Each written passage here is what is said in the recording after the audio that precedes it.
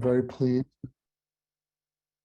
I'm very pleased that Roger Kangas has agreed to join us for this talk, and I'm going to give a brief introduction because Roger Kangas needs no introduction to many of you.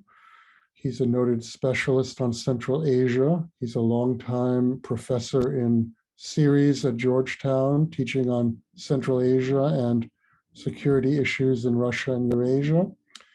And he is also the academic dean and a professor of Central Asian Studies at the Near East South Asia Center for Strategic Studies, and has had many academic, government, and analytical posts. He's also been an advisor to the combatant commands in NATO ISAF and various US government agencies on issues related to Central and South Asia, Russia, and the South Caucasus. And last but not least, in addition to his PhD in political science from Indiana, Dr. Kangas holds a BSFS in comparative politics from Georgetown University. So welcome. We're very much looking forward to the talk today, which is on the return of the Taliban, implications for Russia and Eurasia. And we're looking forward to looking behind the headlines and to consider the geopolitical and regional and Eurasian implications of the Taliban's return to power. So Roger, I'll let you speak, and when you're done, I'll moderate the discussion. So looking forward to it. Awesome. Thank you so much, David. And again, I appreciate the opportunity to speak, to this group. And apologies for the slight delay in getting started. I believe it may have something to do with the links between government computers and public Zoom sites, which is always a treat, which actually does lead me to that wonderful first comment, that is, the remarks I'm going to give are my own and not that of the U.S. Defense Department or the Near East South Asia Center. So where are we? This obviously the last month has been chaotic, to say the least, in terms of the activities in and around Afghanistan. A departure that was supposed to be quiet, subdued, and a rather seamless transition to allow the Ghani government complete and unfettered control of the country to then begin negotiations with the Taliban to form an interim government from which there would then be a future Afghan state. That's obviously gone by the wayside. The swift victory of the Taliban in literally a matter of weeks is something that caught a number of folks by surprise. I'll be honest, it should not have, in the sense that the Ghani government, and in fact the government in Kabul before him under Hamid Karzai, were continually being challenged on issues of legitimacy, questions of their corruption, etc. And so, this is something more of an internal Afghan issue, but there were challenges that should have been read more closely. But, what do we have here? Now, a couple of quick things I'll say regarding these events, but then also more importantly, the so what for the Eurasian space, which is really the purpose of our talk.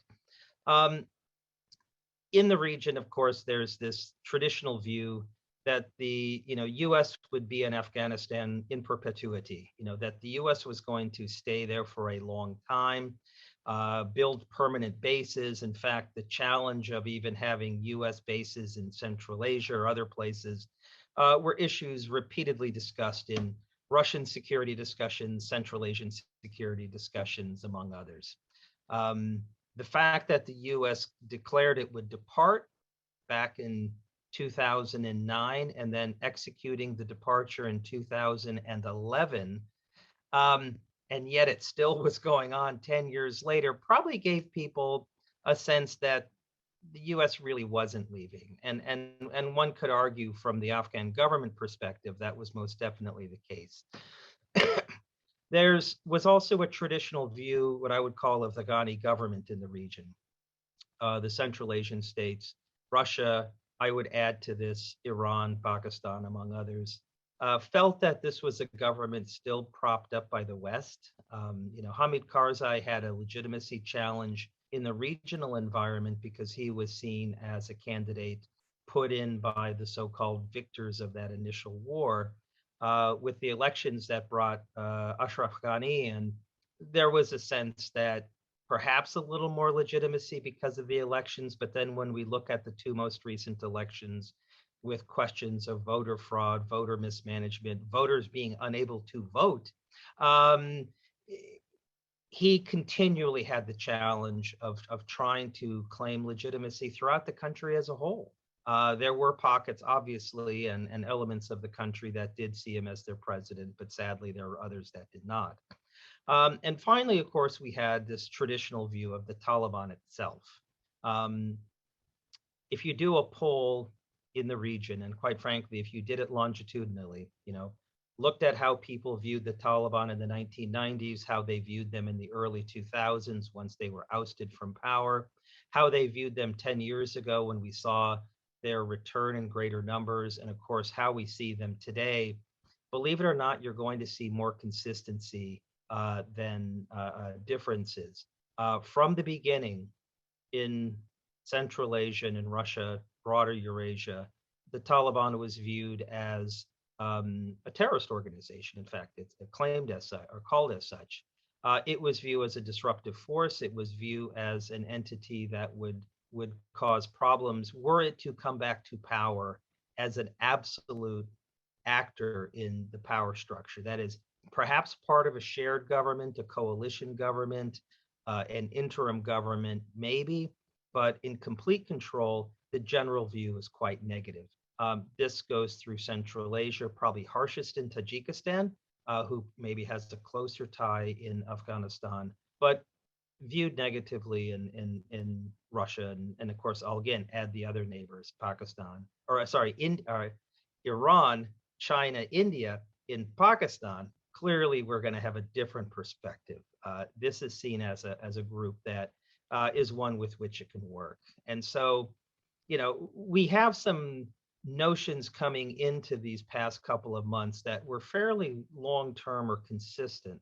And now we have, of course, the collapse, the inability to form an interim government because it's not needed from the Taliban's perspective. The UN required in a recent resolution that that a government be forged in Afghanistan that is inclusive of religious and ethnic minorities, as well as has a better gender balance.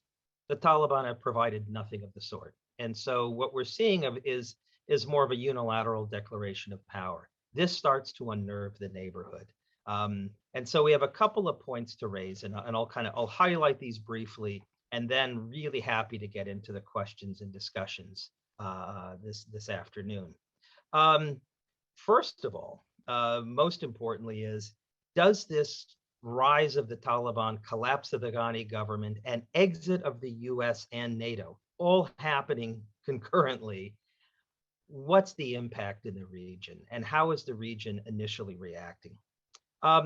If we start with Russia, and it's always a good place to start with Russia, in part because they feel that they have a legacy question to work here, you find at least an initial sense of, let's use that lovely word, Schadenfreude, but an initial sense of feeling vindicated. That is their own problems and their challenge of the 1979-1989 war, in their opinions,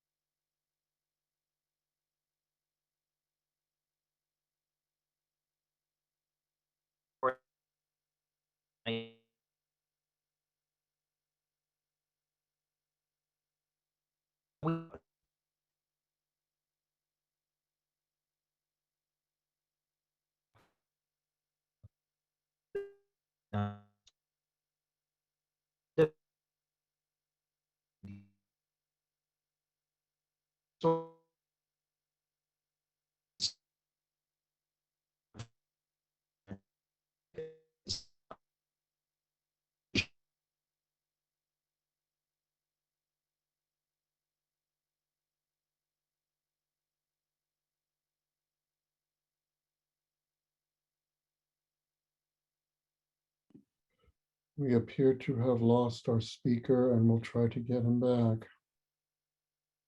So sorry, and please be patient.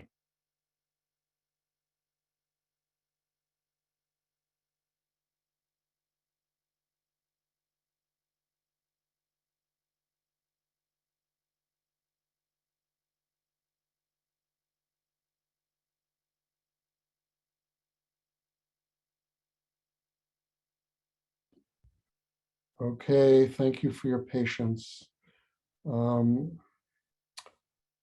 Roger, we lost you about the time when you're muted now, but we started to you started to talk about Russia's perspective and shot in Florida, and then it sort of froze up.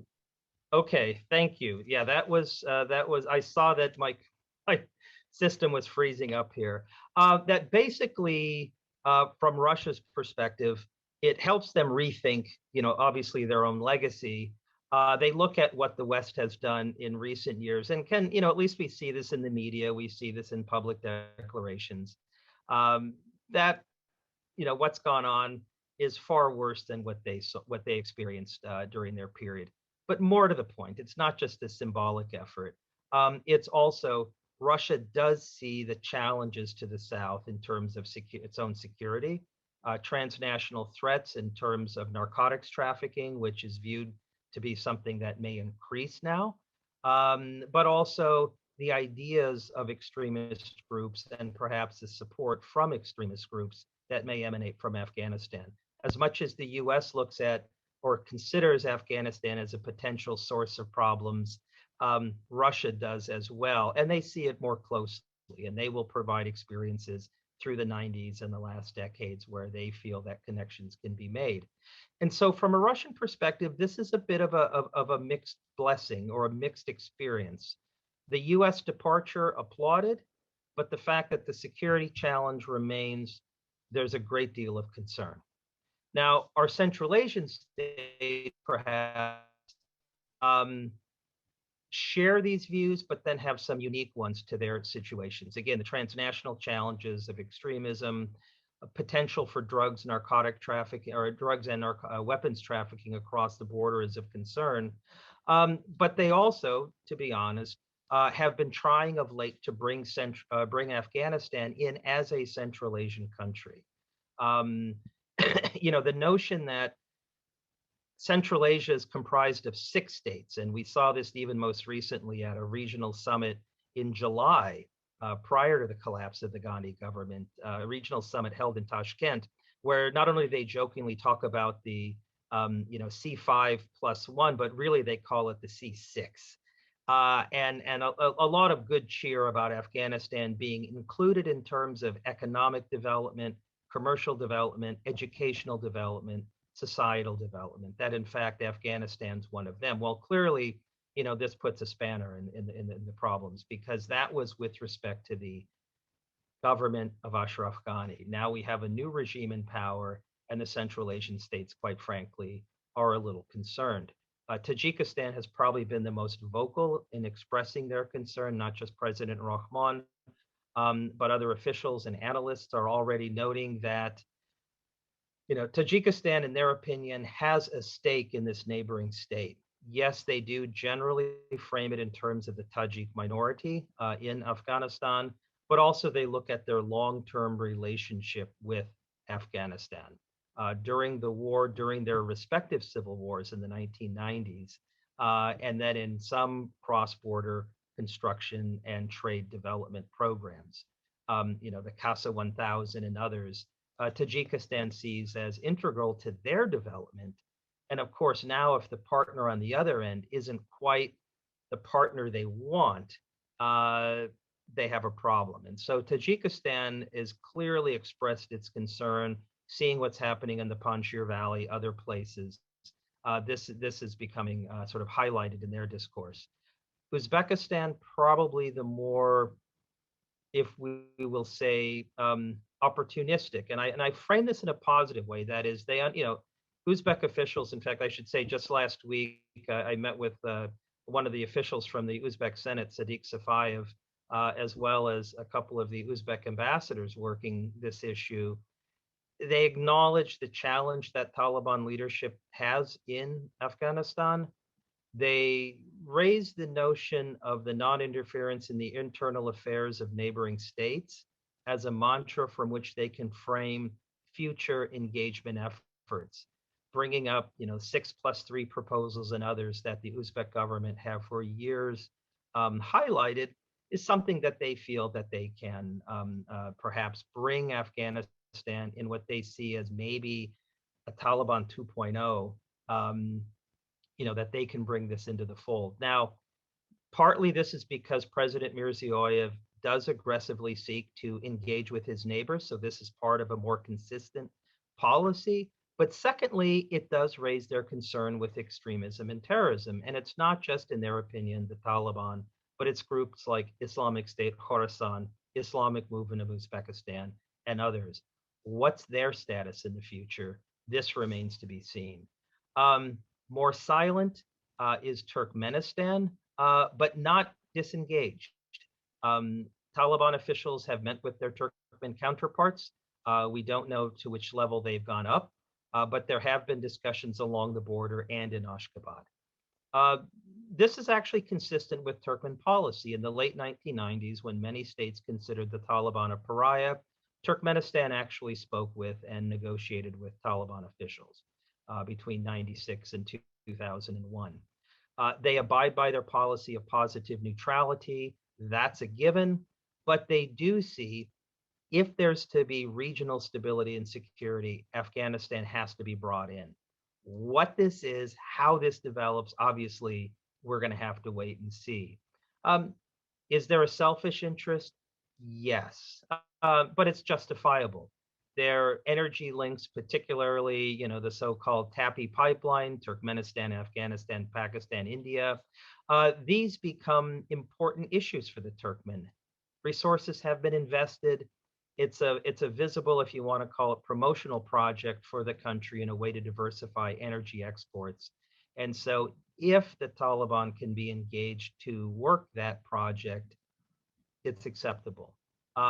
Curious thing, this was actually the mindset during the CENTGAS project on the exact or similar routing back in 96, 97, 98. So before we think this is anything new, the Turkmen have been there before. Now, conveniently, yes, we do have other Central Asian states, Kazakhstan, Kyrgyzstan. The good news from their perspective is there's a bit of a distance between them and Afghanistan. What we've seen are generally declarations of support for regional cooperation, stability, inclusiveness within Afghanistan. You see this particularly coming out of Kazakhstan, coming out of Nur Sultan. So, a lot more can be said, but I just want to highlight a couple of key points and then open this up for questions. I've kind of left folks waiting long enough. The issues that you'd want to think about if we're looking ahead from the Central Asian point of view or the Eurasian point of view, and I'm going to bring Russia back in, is connectivity. Are we going to see Afghanistan, excuse me, as a separated state? Or are we going to see Afghanistan as being able to engage properly with the neighbors? That's easier said than done. Agreements were being signed over the last year plus that would allow for greater cross-border connectivity. The question is whether the new administration in Kabul will actually abide by these. Secondly, it's the securitization of the border. Uzbek, Tajik, Russian officials have all worked in the past, with the Ghani government on security cooperation efforts and partnerships. The question is, will the current regime in Kabul abide by these, or will these states up north decide cooperation isn't likely, rather we're going to have to look at hardening our own borders? And in fact, we're seeing some signs of this. Regional exercises and agreements, discussions between, say, Tajikistan and Uzbekistan suggest that it's not just going to be this, 150 plus kilometer border that Uzbekistan has with Afghanistan, but the inclusion of other borders that we're going to find sort of a greater security presence. What are the role of some of the outside powers? This becomes a key issue. The US, to be honest, in fact, just this past week, hearing discussions both in Central Asia and in South Asia, discussions of the US and the West need to stay in the region. There's a moral obligation for us to be part of the reconstruction in Afghanistan. This is critical. Hold your breath on that. I'm not going to see that happen as quickly as I think some would like. Yes, the US is pledging, what, $62 million for humanitarian assistance, but don't expect large numbers. The expectation, and this turns to our Central Asian and Eurasian friends, is the expectation is that regional partners are going to play a greater role. What role will China play? What role will Iran play? What role will Pakistan play? Can India play a role? That's an important question. And right now, these become the issues that are really vexing the neighborhood. And so, just to kind of close up here, because again, I want to get more into the discussion, I'm going to leave you with a few things that we need to think about. First of all, is there a role for the US? This is a question asked in the region a lot, or from the region. Is there a possibility of the US conducting offshore balancing? Can that take place? To be honest, I think this is a bit dubious. The US has been engaged in other parts of the world. And then at times the US has left those parts. And I in no way am I trying to be crass or flippant in this remark. But if one looks at, the US and Vietnam, seized with this country and with the Southeast Asia in the 1960s and early 70s, and then departs. In the 1980s, we had troops in Lebanon. In the 1990s, in Somalia, there was engagement in Bosnia. The US goes to places, and on occasion, the US departs from those places. Have we reached that point with Afghanistan? If you conduct a public opinion poll here in the US, the answer is a resounding yes. In fact, other than those of us perhaps who follow foreign policy and security policy, quite a few Americans were probably surprised that we were still even there, that we had left long ago.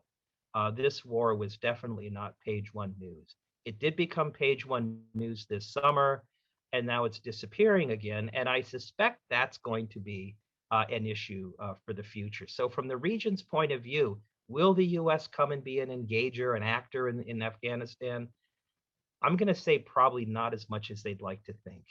Secondly, then, we talk about outside forces. First, it's going to require that they recognize the Taliban. And what sort of path do we have on this? And I'm just going to suggest we have 10 countries by my count that have embassies active in Kabul. Russia, China, India, Iran, Russia, China, Iran, Pakistan, UAE, Saudi Arabia, Qatar, Uzbekistan, Kazakhstan, and Turkey. More may join this group, but expect this group of countries to be more the face of international engagement with Afghanistan. And yes, this includes Russia. This includes some two of the Central Asian states. The question is, will they go further and recognize the Taliban as the legitimate government in that country and push for that government to have a seat in the United Nations? In the 1990s, that never happened. The Rabbani government held the seat while the Taliban was in power in Kabul. What do we have today in 2021? This is going to be an issue debated, quite frankly, in the UN this fall. And then lastly, in terms of regional organizations, just note that the Collective Security Treaty Organization met today in Dushanbe, and part of their declarations, I think there was something like 14 memoranda signed. Among these were greater regional security cooperation among CSTO states regarding threats from outside. That's Afghanistan. They're securitizing the discourse vis-a-vis Afghanistan, and it's important to highlight that. And again, that would be consistent, and if I were in Dushanbe, that argument would probably resonate. The second is what's happening tomorrow, which is the Shanghai Cooperation Organization is going to meet, also in Dushanbe. For COVID's sake, and I think for other logistical matters, it was nice to have both summits in the same city. Expect there to be two issues high on the agenda. One is the inclusion of Iran as a full member, and the second is addressing the Afghan security and assistance issue, because of course there's a drought, there's an economic crisis underway. By bringing Iran in, we're going to have Central Asian states, China, Iran, Pakistan, Russia, all part of a security structure that is now focused on Afghanistan. Interestingly, this organization also includes India, and expect India to raise the issue of economic assistance tomorrow. It's their way to remain engaged in a country that perhaps Pakistan is blocking them out. And so I highlight these points as kind of things to look at. We're really in such the early stages, but I thought, let's put these on the table. I've spoken long enough, and I look forward to hearing your questions and comments as we move forward. So thank you for your time, attention, and patience. Thank you, Roger. You raised a lot of issues, and I invite people to put their questions into the Q&A chat here. And we are already a couple of questions there, but I'll start off with my own. Because what occurred to me, obviously a lot is in flux now, and a lot depends on what kind of regime emerges in Afghanistan. But I'd like to hear a little bit more about Russia, what it sees as its opportunities, and in particular, should we expect a shakeup or a change in Russia's role in Central Asia as the US presence recedes? So that's one thing. And the other thing is that you mentioned, Turkmenistan, both the secret diplomatic negotiations and the economic interests. But hasn't Uzbekistan also been having negotiations, and don't they also have an economic interest in, say, a potential trade corridor to the south? I wonder if you could address that. Okay. To the first one on Russia, there's definitely opportunities. Ambassador Kabulov, who's their point in Afghanistan, is a seasoned veteran, knows the country well, and Russia actually has a cadre of diplomats and security experts who are well versed in Afghanistan, and so it's terrain they know. For years, and I guess this was more in discussions with Afghans, the view of, would you ever imagine Russians coming back to your country? And of course, there's usually a hesitation. But let's remember that the majority of Afghan citizens were born, long after the Russian or Soviet period. And so that's a historic memory, not a personal memory. Yes, this more senior officials and senior citizens, older citizens, let's say, of Afghanistan remember the Soviet period. But for the others, they don't. And so we do have to keep in mind that Russia could come in as an external actor in terms of economic development, but it would be limited in terms of security cooperation with the potential Taliban-focused military, the newly created Afghan National Security Forces. Possible, I would say not likely. And in discussions with sort of the troikas of Russia, Pakistan, China, there seems to be a desire to delegate some of the security-focused tasks to Pakistan. But to your point, and I think this is the more important issue, is how does this help them engage with Central Asia? This past week there was a senior U.S. military delegation in Central Asia, a meeting of the chiefs of defenses of the Central Asian states and the U.S. These events are going to continue. There's a certain symbolic quality to them. And again, even if we want to use this term offshore balancing, perhaps a bit hollowed out, it's there. But it's obvious that the Russian presence, at least in terms of security, is greater. Russia conducting exercises with Tajikistan, enhancing, if you want to say, its footprint in Tajikistan, Kyrgyzstan, greater discussions with Kazakhstan, etc.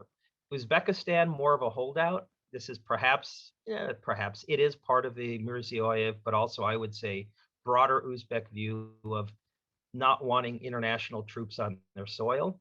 And then Turkmenistan, with its positive neutrality, can always fall back on that in terms of not wanting external actors present.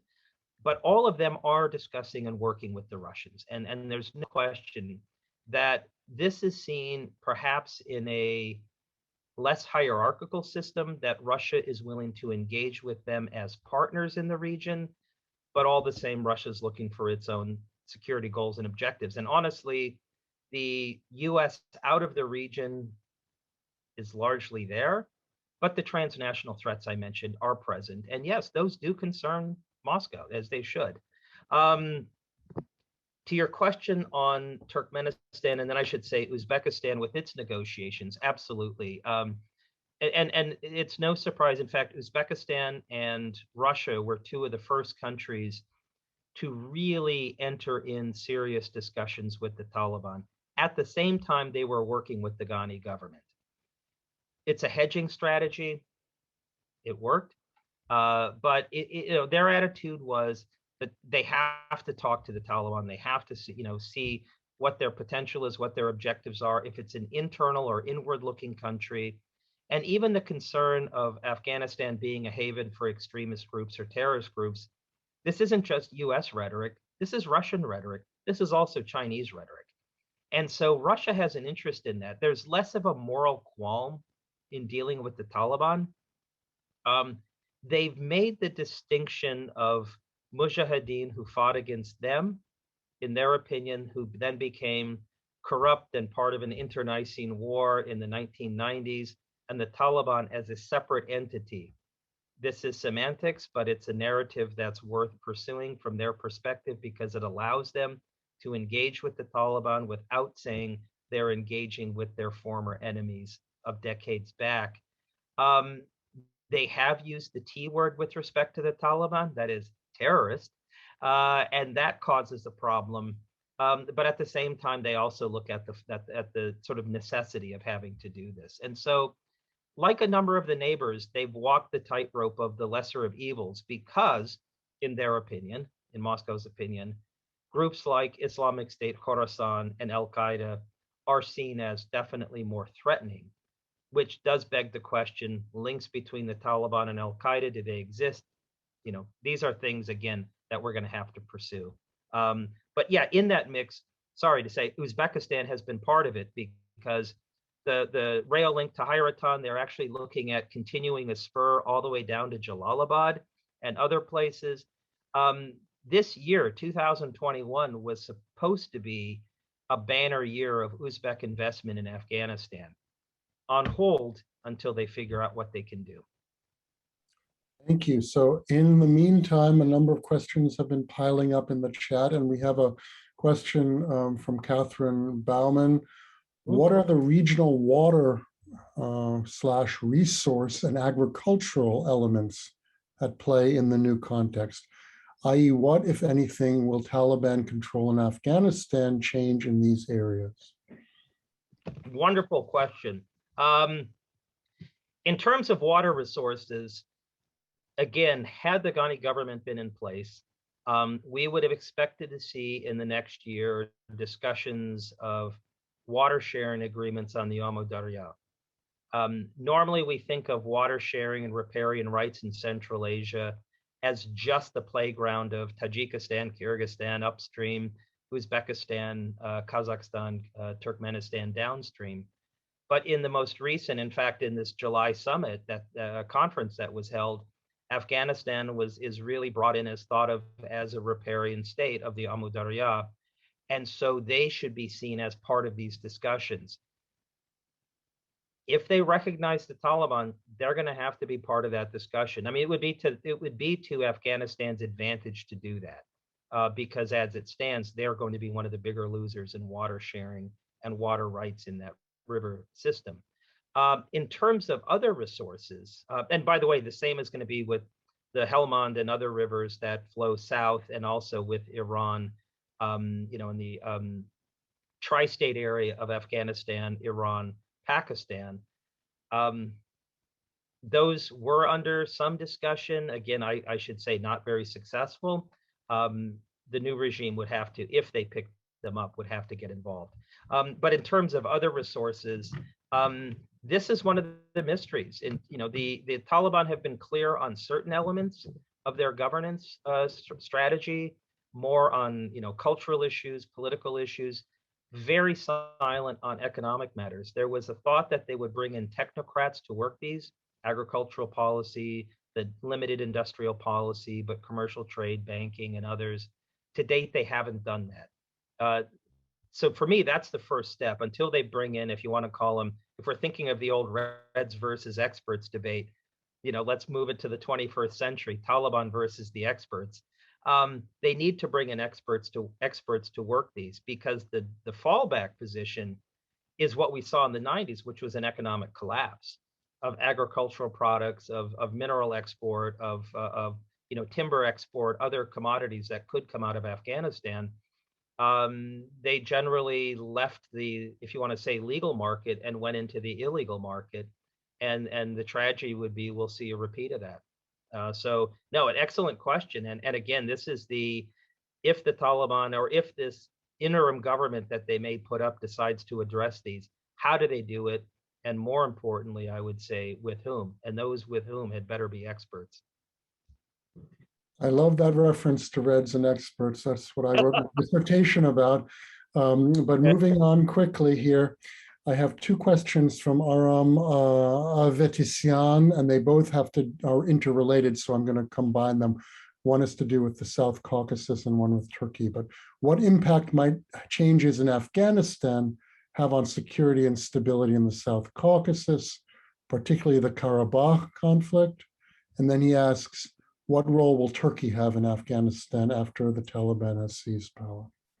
Okay, I'll answer the second first, because this, Turkey has, over the last couple of years, presented itself as a country that can project power, but also become a diplomatic force and a diplomatic presence, doing this in Syria, in Libya, in the broader Eastern Mediterranean space, the refugee issue, and yes, of course, the 44-day Karabakh War. Turkey gets to have a little seat at the table. It's largely a Russian, I don't want to say engineered, but a Russian framed resolution to that conflict. But Turkey plays a bit of a role. That confidence extends into Afghanistan, where we see, that the handover, the security of Kabul airport, the very airport that we saw on the news every day a few weeks back. Turkey was going to be in charge of security at Hamid Karzai International Airport. And presumably this meant that Turkey would have a chance to play a role in commercial security, diplomatic security, that they would get to play a visible role as NATO extricates itself from the country. That's not going to happen. The Taliban have made it clear that Turkey's not playing that role. That was an agreement with the Ghani government. And their attitude is, we don't need the Turkish military or Turkish security to manage our assets. And so, not to say no surprise, but early this summer, Turkey looked like it was in great shape to play a role in post-NATO, post-US Afghanistan. Now, if I were to, look at this scenario again, they're much less present, and in fact, they could be blocked out or limited in their activity in the country. There still is, as I said, there is a Turkish presence. I noted they have an embassy, but I don't think they're going to play that key role they thought they were going to. That key role could very well go to a country like Qatar, who's masterfully played both sides in terms of work with the Taliban, work with the West, etc., and potentially Russia and China. And so I think that Turkey's loss, if we think in zero-sum terms, is somebody else's gain. To your issue of the South Caucasus, and it's interesting, I've not really thought of these in terms of linked conflicts, but if we think in terms of I don't want to say attention away from the Caucasus, but you have some neighboring states, Iran, obviously, Russia, an interested party, and even Turkey, as I've just noted, an interested party, are now finding their attention they're going to have to spend much more attention on Afghanistan. And so, ironically or sadly, this may be that less attention is spent in the South Caucasus and more um, effort on the parties within the region, Azerbaijan and Armenia, vis-a-vis each other, could get, if you want to say, more importance. I don't know if it's necessarily destabilizing. I still think it's more of an attention issue in terms of the actual impact it would have on peace processes, negotiations, or resumptions of violence. Um, I still think, and it's my own opinion, that there's probably a separation there. Thank you. So we have a question bringing China in, and it is from Bob. He says there's been a level of reporting about China's purchasing and or control over mineral rights in Afghanistan. Can you speak to the level of China's control over Afghanistan's precious metals and the impact this will have on Afghanistan's ability to legitimately build on this revenue source? And as a postscript, I would just add from myself is that if there, the Russia-China relationship is very complicated, but do you see this sort of altering that in any way? No, and that's a good postscript, because that's an important follow-up.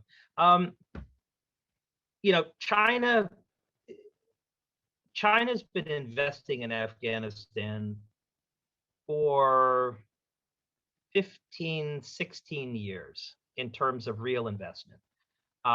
Spending $3 billion on the INAC copper mines is kind of that's the jewel in the crown, so to speak, but a number of other investment programs, infrastructure projects, road networks that would often parallel or work in conjunction with US funded and NATO funded or UN funded, UN supported projects. So China is a player in Afghanistan to an extent. The security risks have always plagued. China has been cautious in bringing personnel into Afghanistan. And so a lot of the projects remain on the drawing board, not developed out. And so, first of all, because this has come up of, okay, now China has this great opportunity to extract minerals. They've had 15 years to extract minerals, and they've not done that. And so my hunch is that they're happy to sit on these right now. The good news is they're not going to spoil or go bad, so they can sit on these assets until an opportune moment arises down the road. That's been the Chinese strategy, and I think it remains. And so if I'm looking at, now we're going to see an inflow of Chinese investment in the country, I don't. I actually see China preferring to move in other directions. In fact, the Belt Road Initiative strategy that includes the China-Pakistan Economic Corridor, CPEC, the solution for bringing Afghanistan in is often tying it to about 3 or 4 little pipe stem projects coming out of Pakistan into Afghanistan. The only route that they look at that comes directly, which there is only the Wakhan corridor, but it's really improving a rail link network out of China into Afghanistan that might link it with some of the mining areas. But that largely was put on the shelf, years ago, and we've not seen much of it. So Afghanistan is brought in through Pakistan, and as I've noted, whereas China and Russia may cede security engagement with Afghanistan to Pakistan, China is also looking at using the Pakistan effort, CPEC, as being a way in which they can engage economically, which, yes, to the question, would include mineral extraction and others. But that's a long-term goal, and I don't see that developing, anytime, say, in the near future. And more to the point, if you look at BRI projects, Afghanistan's often ignored. The BRI can be successful from China's perspective if they simply go through Kazakhstan, Pakistan, and other countries. They can bypass Afghanistan completely. So if it remains hostile or problematic, just like the Central Asian states and others, they can securitize their border and, I hate to say, seal off Afghanistan from them, from their engagement. To your point about the sort of the broader triangle of China, Russia, and Afghanistan, if we will, I actually see in this, my opinion is I see Mr. Putin and company acknowledging that China can play this role in Afghanistan, and quite frankly, more power to them. Russia's playing the role of convener.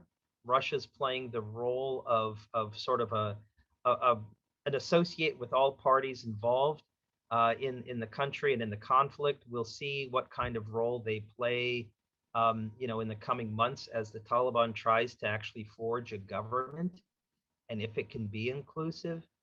Uh, I don't see the Chinese doing as much of that. They don't have the expertise on Afghanistan that the Russians have. They have an interest, but I actually see, at least today and going into next year, maybe longer, um, a workable agreement between the two countries. And this is not going to be an area of competition. Other places could be and will be. But I think Afghanistan, they could actually work together. And we'll see this coming out, by the way. There's going to be a joint statement out of the Shanghai Cooperation Organization meeting. I am sure that will have been crafted by Russian and Chinese officials.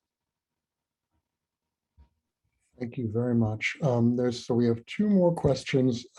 In the time we have remaining, I think you could probably address them. So I'm just going to give both of them to you. They're very different. One has to do with the recent, from Marina Samkharadze, about the recent arrangement between the US, UK, and Australia in the South Pacific for a stronger security presence. And the question is there a correlation between these two events, the US withdrawal from Afghanistan and this new security agreement? So pivot to East Asia.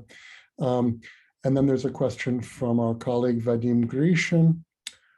Could the Afghan state collapse under Taliban rule? And if it becomes a failed state, that leads to increased tribal clashes and chaos in the country, where would the flow of refugees under that scenario go? To Central Asia, to Pakistan, to Iran, Turkey, Europe? I'll answer these in the order. To the first one, with respect to the so-called pivot to Asia, yes. Is there a linkage? No, but there's a flow. The push to move to Asia, everyone wants to say, oh, it really started with, the Trump team, or it started with the Obama team, or, name a president. It's been an evolution, and particularly the pivot to South Asia. It's a significantly more important region for the U.S. It's not just South Asian expatriates or citizens of South Asian descent in the U.S. now make up a pretty good voting bloc and are visible in our political process. But economically, we're linked to the region, and so no surprise, maritime issues, Indian Ocean issues, Pacific Ocean issues are and have been of greater concern to the U.S. Usually, if there's a linkage, it's let's leave the Middle East and all of its problems and go to Asia and the Pacific where we belong, so to speak. And in this context, yes, Afghanistan's brought in, or maybe it's referred to in the context of the so-called forever wars.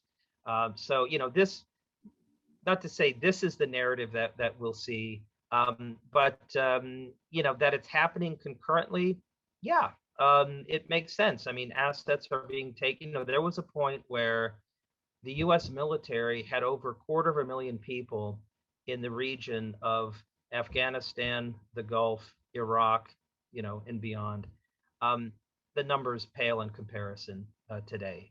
We simply don't have that footprint. Yes, there are still bases in the Gulf, but there are no permanent U.S. forces based in Afghanistan, no U.S. bases in Central Asia.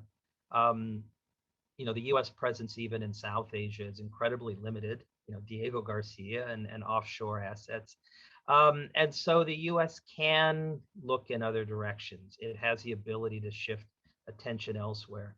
So these were happening concurrently, but I would also say there's a separate push in the Asia space, and that's all about China. And so things like the agreement you mentioned, things like the Quad and others do have an element of China centrism. The Indo-Pacific Command, in Hawaii, if you look at their public statements, I don't think you can go a paragraph without seeing the word China brought up. In fact, it's probably brought up a couple of times because it is a focus. And so no surprise, we can draw our attention away from forever wars, so-called forever wars, and move them to the real great power competition threats, China, and some will put in Russia. And so that's the question I would say in terms of, this push to Asia. Is there a link? Yes, but on the issue of collapse, and Vadim, I'm glad you brought this up because no one really is, and I'm surprised. There's this assumption that the Taliban run the country. That was the assumption in 96, 98, and it didn't happen. Even at its height in the summer of 2001. In fact, let's say the first week of September 2001. The Taliban controlled about, it was estimated 93% of Afghanistan. The Northern Alliance controlled 7%, also parts of the Hazarajat. Today, we're looking at probably similar figures, different spaces, so-called uncontrolled or contested controlled. They don't have the whole country, but more to the point, there's dissent in the ranks.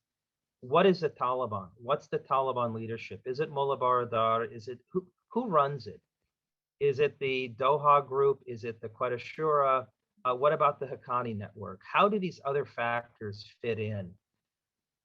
And I hate to say now, comparing it to the Mujahideen back of the 1990s, we thought that they were a unified entity. As soon as they beat Najibullah's government, they went after each other. And the destruction of Kabul, by the way, took place after the communists had left, because that was Afghan on Afghan fighting. Could that resurrect? Yes. I think there's an exhaustion factor we need to put in, but I do think the possibility exists for internal dissent. And then we also have groups like Islamic State Khorasan. Ideologically, they are not on the same page as the Taliban. There are differences here. And I do worry that we could see a conflict between these groups. And as outsiders, it almost becomes a case of if two terrorist groups or terrorist frame groups fight each other, what are we supposed to do if we don't legitimize or recognize either party to the conflict? This is going to be a new space for international law, but also, I hate to say, a new low for international tragedy, because the Afghan people, no question, are going to suffer as a result of that. And so to your point, yes, I personally see that possibility as being real. The Taliban does not have the governance capability or capacity that they claim to have. Their resources are drying out faster than possible. And you're going to see an increased sense of localism, of communities. We use the word warlords. We can call them regional bosses or regional leaders or tribal leaders, etc. But they're going to control certain spaces. And Afghanistan has been in this place before, not just, I was saying, the 90s, but historically, this has been part of Afghan history. And so could we return to this worst part of their past? Yes, we could. And I worry that we will, because then to your final question, the refugees. During the Soviet period, the Afghan population was less than half of what it was today, and over 4 million people fled the country. That's roughly, I think it was like of 16 million people, 4 million fled. So a fourth of the population went largely to Pakistan, to Iran, about a 2-to-1 ratio in those two directions. Guess what? There's now a new direction, and it's north. My personal opinion, I think that Afghan refugees will be reluctant to go into Pakistan, will be reluctant to go to Iran. They've been poorly treated in both countries. They're going to look in another direction. I actually think the northern route is the viable route. Also international options, but this is going to be few. I don't think we're going to quite see the Syria crisis we had in 2015, with potentially millions flooding out. but I do see numbers going quite high. And yes, no surprise, I should say no surprise, Europeans, the Turks, and others are discussing this challenge. I don't think it will be as great. I hope, well, I hope I don't have to be proven right or wrong. I hope that doesn't happen. But I actually think the northern route could be the option. And in that regard, the Central Asian states have raised this. They've talked about the possibility, officials have talked about the possibility of refugees coming in and a concerted effort to work this. Again, would that be under the auspice of the Shanghai Cooperation Organization? I think you'll see them actually push more for UN assistance to get global support for any activities that happen in Central Asia. But potentially a real danger looming on the horizon. Not to sort of end on a down note, but if we're thinking of worst case scenarios, that's definitely in the realm of possibility. Well, on that sobering note, I have to say we are out of time, but this really has been remarkably informative. And, if we were in person, we'd probably have a big round of applause and we'd probably go out to lunch. But we'll do that when we are back in person. And I just want to thank you on behalf of all our people who have come in today to listen, for taking the time to speak to us. And we will end the session and continue to monitor the situation. We're able to work this out technically, and I appreciate the time spent, and I hope this was worthwhile for you all. Thank you so much. Thank you.